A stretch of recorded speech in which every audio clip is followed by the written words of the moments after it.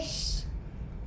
In California, the battle is over church services. Pastor John MacArthur is defying Governor Gavin Newsom's new coronavirus restrictions, hosting indoor in-person services at Grace Community Church in Los Angeles County.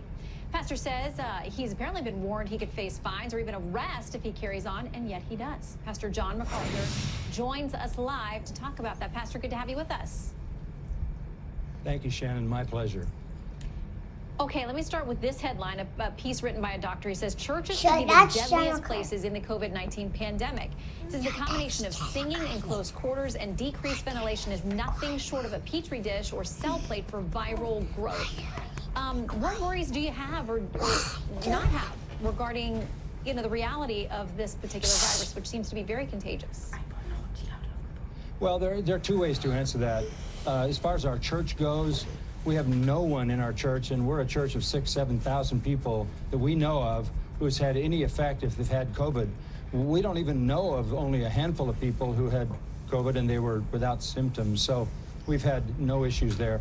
In the state of California, the statistics are about 8,500 to 9,000 people have died out of 40 million.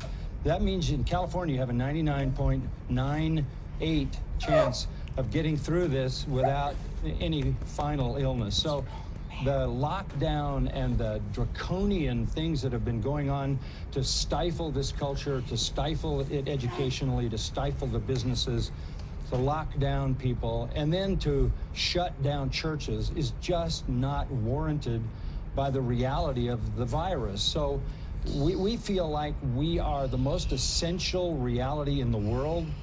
Look, Jesus is Lord. That is the Christian confession. It's always been our confession since he rose from the dead. Jesus is Lord. He's Lord of the universe, and he's Lord and head of his beloved church, which he redeemed with his own blood. He is the head of our church. Governor Newsom is not the head of the church. Mayor Garcetti is not the head of the church. We respect them for their temporal officer leadership in our government, that when they move into the life of the church and tell the church what it can do, they're usurping a role that they don't have. The Constitution doesn't give them the power to do that, and they don't certainly have the spiritual power to do that, to usurp the place that only Jesus Christ has over his church. Okay, let me read you something quickly from another pastor there in California. He says, first of all, I want to stand with Pastor MacArthur in affirming the vital importance of corporate worship. But he says it comes down to four things: the importance of worship, love for neighbor, obedience to government, and maintaining a good witness. He says, what concerns me about defying the state order right now is that it seems to prioritize, number one, the importance of worship, is at the expense of 2 through 4, loving your neighbor, being a witness, and obedience to the government. What do you think about those concerns?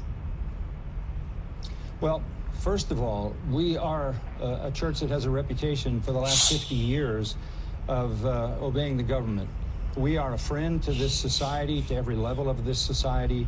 We have been given awards and accolades and plaques from the city government, the police department, all in authority, because they recognize what an honorable congregation this church has been. But never before has the government invaded the territory that belongs only to the Lord Jesus Christ and told us we can't meet, we can't worship, we can't sing.